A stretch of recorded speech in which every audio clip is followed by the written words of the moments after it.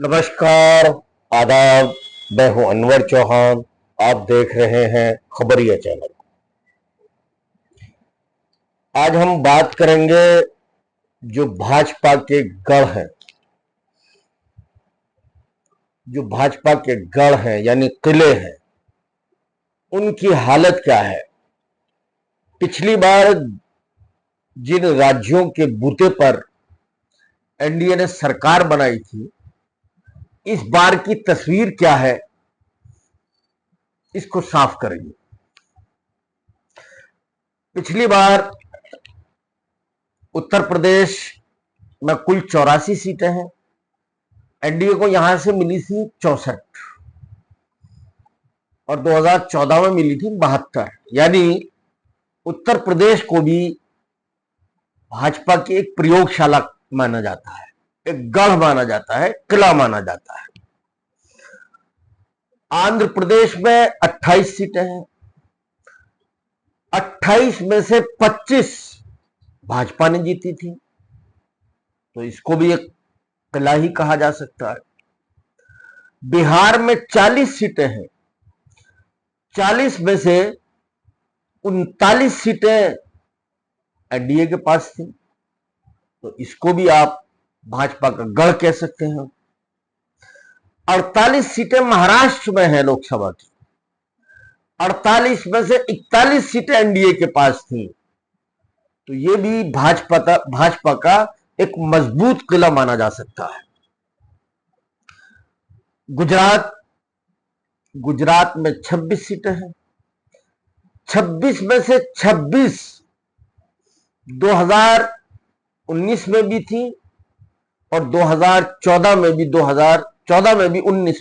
26 में से 26 जीती थी। राजस्थान में कुल 25 सीटें हैं। 25 में से 25 सीटें 2019 में भाजपा ने जीती थी, तो ये भी भाजपा का एक मजबूत गढ़ है। अब आ जाइए मध्य प्रदेश। मध्य प्रदेश में कुल 29 सीटें हैं।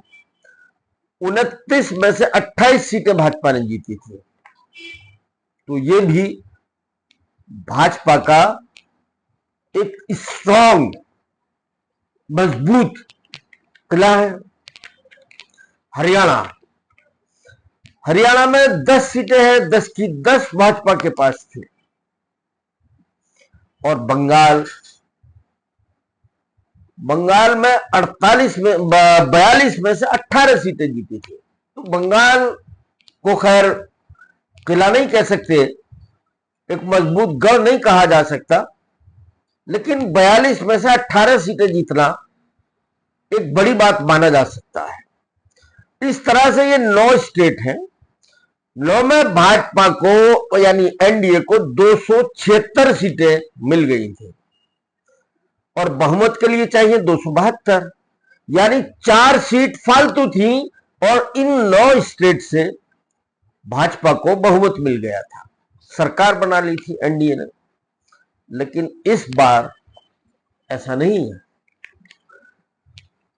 ये किले इस बार टूटते हुए नजर आ रहे हैं, बिखरते हुए नजर आ रहे हैं, बहते हुए नजर आ रहे हैं। शुरुआत करते हैं उत्तर प्रदेश से। उत्तर प्रदेश में कुल मैंने जैसे बताया कि 84 सीटें हैं।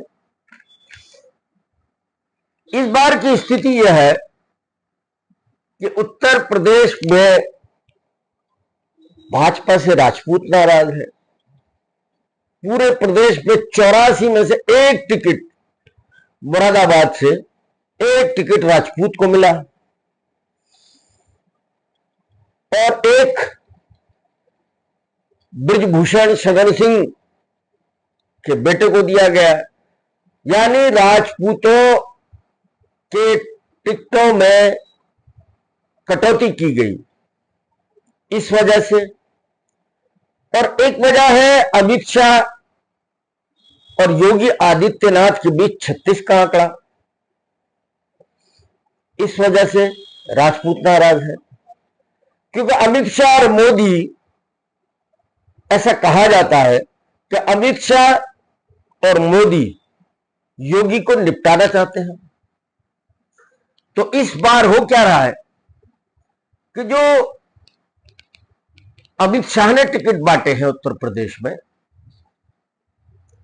योगी नहीं चाहते कि वो जीत जाए, और योगी ने जो अपने टिकट दिलवाए हैं, अमित शाह और मोदी नहीं चाहते कि योगी की कैंडिडेट जीत जाए। ये अंदर की बात है जो मैं मंजर आम कर रहा हूं, खुलासा कर रहा हूं इस अंदर की बात का। एक झोल ये भी है, ब्राह्मण इस बार भी भाजपा के साथ जुड़ा हुआ है, ब्राह्मण वोट भाजपा को मिलेगा। अब आ जाइए जाट। जाटों का एक बड़ा तबका उत्तर प्रदेश में भाजपा से नाराज है, खासतौर से किसानों को मुद्दों को लेकर। और जो पहलवान थे हरियाणा के, उनके साथ जो बदसलूकी की गई और उनकी जो अनदेखी की गई, वो सारे पहलवान जाट थे। उन जाटों के मुद्दे को लेकर के भी बहुत सारे जाट खफा है। तो जाटों की स्थिति यह है, और जाटों का पश्चिमी उत्तर प्रदेश में अच्छा खासा दखल है। तो पूरे पिछली बार पूरे सारे जाट 100% के 100% भाजपा के साथ थे, इस बार ऐसा नहीं है। पिछली बार दलितों का एक बड़ा हिस्सा जो 21% है उत्तर प्रदेश के अंदर, एक बड़ा तबका बसपा से छिटक करके भाजपा के साथ गया था, बड़ी तादाद थी। लेकिन इस बार दलित संविधान को खतरे में मानता है, आरक्षण को खतरे में मानता है। जो सपा को वोट देना नहीं चाहता था दलित, वो भी इस बार सपा के साथ एक बड़ी तादाद में जुड़ रहा है। बसपा को वोट न दे करके एक बड़ा हिस्सा समाजवादी पार्टी के साथ चला गया। ये स्पष्ट है, बिल्कुल क्लियर। जिन लोगों ने उत्तर प्रदेश की जमीन को सूंघा है, और जो सूंघना जानते हैं, जो पत्रकार सूंघना जानते हैं, जो सोफोलॉजिस्ट सूंघना जानते हैं, ये स्पष्ट स्थिति बता रहा हूं मैं कि दलितों का एक बड़ा हिस्सा इंडिया गठबंधन के साथ चला गया है। अब आ जाइए मुसलमान। इसकी आबादी भी 20% है। ये 20 का 20% इंडिया गठबंधन के साथ है, इसमें तो शक ही नहीं किया जा सकता। पिछली बार हमेशा ये वोट, कुछ ना कुछ हिस्सा इस वोट का बट जाया करता था, लेकिन पिछले विधानसभा चुनाव में भी नहीं बटा, पूरा का पूरा समाजवादी पार्टी को गया। इस बार कहीं नहीं जाएगा, इधर उधर नहीं भटकेगा। भले ही चाहे बसपा ने बहुत सारे मुसलमान उम्मीदवार उत्तर प्रदेश में उतार दिए हैं, लेकिन इसके बावजूद ये पूरा वोट एक मुश्त इंडिया गठबंधन को जाएगा। अब आ जाते हैं, एक बड़ा तबका है पिछड़ों का। पिछड़ा पिछली बार हिंदू हो गया था, वो पिछड़ा नहीं रहा था। माली, धोबी, लोहार, बढ़ई, मल्ला, कुशवाहा, ये एक बड़ी तादाद, बहुत सारी जातियां हैं इसमें। ये पिछली बार पिछड़ा नहीं रहा था, ये हिंदू हो गया था, हिंदुत्व की हवा में बह गया था, और पूरी तरीके से एक बड़ा तबका भाजपा के साथ था। लेकिन इस बार बेरोजगारी बेरोजगारी के मुद्दे पर नौजवानों का कोई मजहब नहीं है, हर बिरादरी के नौजवान हैं, नाराज है बड़ी तादाद के अंदर बेरोजगारी को लेकर, और वो भाजपा से खफा है। तो पिछड़ों का एक बड़ा हिस्सा वो भी इंडिया गठबंधन के साथ जाता दिखाई दे रहा है। तो यानी जो 64 सीटें मिली थी, दावे के साथ कहा जा सकता है कि 64 तो क्या, शायद इसकी आधी सीटें रह जाएं। ये भी हो सकता है, आधी रहे या आधी से कम हो जाए, ज्यादा रहे। मैं पुख्ता तौर पर तो नहीं कह सकता, अलबत्ता पुख्ता तौर पर इतना कह सकता हूं कि उत्तर प्रदेश से भाजपा और उसके सहयोगियों की सीटें घट रही हैं। कितनी घटेंगी, ये 4 जून के नतीजे बताएंगे। मैं भविष्यवक्ता नहीं जो एग्जैक्ट फिगर बता सकूं कि इतनी सीटें घट रही हैं। अलबत्ता सियासी जमीन को नापना और तोलना जानता हूं। इस आधार पर कह रहा हूं पुख्ता तौर पर कि उत्तर प्रदेश से सीटें घटना लाजमी है। यह रही उत्तर प्रदेश की स्थिति। अब आ जाइए हरियाणा में। हरियाणा में 10 की 10 सीटें भाजपा को मिली थी। हरियाणा में जाटों की संख्या अच्छी खासी तादाद में बताई जाती है। जाट तो पूरी तरीके से भाजपा से खिलाफ है। जाटों के साथ, जाटों का मानना है कि सबसे बड़ी नाइंसाफी भाजपा सरकार ने अगर किसी के साथ की है तो वो उनके साथ की है। जाटों के साथ बदसलूकी, जाटों का न मानना, किसान आंदोलन, 600 से ज्यादा किसान शहीद हो जाना, ये एक मुद्दा है। और जेजेपी से भी बड़ी तादाद में नाराज है यहां से लोग, जेजेपी के भाजपा में जाने से। तो जाट तो नाराज है ही है, लेकिन नॉन जाट के अंदर भी बेरोजगारी और अग्निवीर जैसी योजनाएं जो लाई गई, इसको लेकर नॉन जाट भी काफी खफा है। तो इस बार 10 में से 10 सीटें मिलना मुश्किल ही नहीं बल्कि नामुमकिन है। अब आ जाए राजस्थान। राजस्थान में पिछली बार जाट, गुर्जर, दलित और पिछड़ों का एक बड़ा तबका भाजपा के साथ था। इस बार जाटों का एक बड़ा तबका भाजपा से नाराज है। राजपूत तो पहले से ही नाराज है। यहां वसुंधरा राजे सिंधिया को फट्टे लगाने के बाद वसुंधरा ने जो अंदर अंदर काम किया है राजपूतों में, तो अधिकांश राजपूत भाजपा के खिलाफ है, भाजपा के खिलाफ वोट किया है। दलित मल्लिकार्जुन खड़गे को अपना नेता मानने लगे हैं कांग्रेस के, वो कांग्रेस के साथ चला गया। बड़ा तबका, मैं ये नहीं कह रहा कि 100 का 100% कांग्रेस के साथ चला गया, लेकिन दलितों का एक बड़ा हिस्सा वो कांग्रेस के साथ चला गया। गुर्जर इस बार, जो पिछली बार भाजपा के साथ था, वो इस बार कांग्रेस के साथ है। मुसलमान 100% इंडिया गठबंधन के साथ है। पिछड़ों का भी एक बड़ा हिस्सा वो इंडिया गठबंधन के साथ है। तो इस तरह यहां पिछली बार जो 25 सीटें भाजपा को मिली थी, ये कह पाना कतई ऐसा कह पाना मुश्किल है कि 25 में से 25 सीटें मिल जाएंगी। जो सफोलॉजिस्ट हैं वो इस बार कहते हैं कि यहां से 14 से 15 सीटों का नुकसान भाजपा को हो रहा है। कितना होगा उसकी गारंटी मैं नहीं दे सकता। मैं गारंटी के साथ इतना कह सकता हूं कि 25 में से 25 सीटें भाजपा यहां नहीं लाएगी, उसको नहीं दोहरा पाएगी। उस कारनामे को जो 2019 में किया था, यह कारनामा भाजपा नहीं दोहरा पाएगी 2024 में। अब आ जाए महाराष्ट्र, जहां से बड़ी तादाद में यानी 48 में से 41 सीटें मिली थी महाराष्ट्र की। महाराष्ट्र में भाजपा और उसके सहयोगियों की हालत पतली नहीं, बेहद पतली है। एक तो ये कि शिवसेना तोड़ी गई, शिवसेना ही नहीं तोड़ी गई बल्कि एनसीपी भी तोड़ी गई। इस तोड़फोड़ को लेकर महाराष्ट्र के लोग भाजपा से खफा हैं।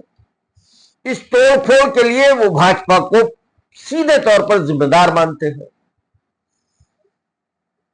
शिंदे जो भाजपा के साथ गया है, शिंदे गुट, उसकी हालत पतली है। जो एनसीपी भाजपा के साथ गई है, अजीत पवार वाली, उसकी हालत भी खस्ता है। ये लोग एक आध सीट बचा ले, अपनी इज्जत बचा ले तो बहुत बड़ी बात होगी। अलबत्ता उद्धव ठाकरे की शिवसेना काफी मजबूत नजर आ रही है। बाल ठाकरे की जो विरासत थी वो पहले भी उद्धव ठाकरे को मिली थी और इस बार भी उसी विरासत के नाम पर उद्धव ठाकरे को वोट पड़ रहा है। और एनसीपी को शरद पवार की विरासत माना जा रहा है, इसलिए वो मजबूत हालत में है। महाराष्ट्र के कई जगहों पर कांग्रेस बड़ी मजबूत हालत में है। भाजपा 2019 के कारनामे को यहां भी नहीं दोहरा पाएगी और यहां भी वह अपनी जबान से नहीं कह रहा, अपना दावा नहीं कर रहा, लेकिन बड़े बड़े जो बुद्धिजीवी पत्रकार हैं, जो सफोलॉजिस्ट हैं, जैसे संजय कुमार सीएसडीएस से जुड़े हुए हैं, उनका कहना है कि महाराष्ट्र में इंडिया गठबंधन की हवा तो है, आंधी नहीं है और भाजपा 2019 के कारनामे को यहां नहीं दोहरा पाएगी। ये एक सफोलॉजिस्ट के शब्द है जो हूबहू मैं आपको बता रहा हूं। यहां से भी लगभग 20 से 22 सीटों का नुकसान बताया जा रहा है कि भाजपा और उसके सहयोगियों को 20 से 22 सीटों का नुकसान होगा। राजस्थान मैंने बता दिया, सबका जिक्र कर दिया। गुजरात 26 में से 26 सीटें कहीं मिली थी और गुजरात को मोदी और शाह का किला माना जाता है। भाजपा का ही नहीं, मोदी और शाह का किला भी कहा जाता है। 26 में से 26 सीटें मिली थी, लेकिन इस बार 26 में से 26 तो नहीं, 2-4 सीटें यहां से भी कम होने वाली हैं। यहां से भी एक जाति का, राजपूत जाति का वोट भाजपा से खिसक चुका है। अब कितना नुकसान होगा ये 4 जून को पता लगेगा। हरियाणा मैंने बता दिया आपको। बंगाल की स्थिति भी 18 सीटें मिली थी पिछली बार, लेकिन इस बार यहां जो चुनाव हो रहा है, जो पिछली बार नहीं हुआ था, मोदी वर्सेस ममता, और जो यहां का मतवा समाज है वो इस बार भाजपा के साथ नहीं है। पिछली बार मतवा समाज के भाजपा के साथ होने की वजह से उनको 18 सीटें मिली थी, लेकिन इस बार वो भी खफा है। यहां एक गौतम लहरी है, वरिष्ठ पत्रकार है, यहां की सरजमीन को वो खूब भली भांति पहचानते हैं। उनका कहना है कि भाजपा यहां 18 सीटें किसी भी हालत में नहीं जीत रही है। नुकसान हो रहा है, कितना नुकसान होगा ये 4 जून को पता लगेगा। अब आ जाइए मध्य प्रदेश। मध्य प्रदेश को भी भाजपा का किला बताया जाता है। गुजरात के बाद अगर कोई मजबूत किला है तो वो मध्य प्रदेश है। संघ की जननी भी कहा जाता है, संघ और बीजेपी की जननी भी कहा जाता है मध्य प्रदेश की सरजमीन को। यहां भी भारी नुकसान हो रहा है। यहां जो शिवराज सिंह चौहान है, उनके बूते पर 4 चुनाव जीते गए, लेकिन मोदी जी ने उन्हें भी किनारे लगा दिया। कुछ लोगों में इसी बात को लेकर के नाराजगी है कि शिवराज सिंह चौहान को क्यों किनारे लगाया गया। ये नाराजगी कोई ना कोई गुल खिलाएगी और यहां भाजपा को नुकसान पहुंचाएगी। मैंने जो भाजपा के किले थे उनके हालात से आपको रूबरू कराया। ये स्टोरी आपको कैसी लगी?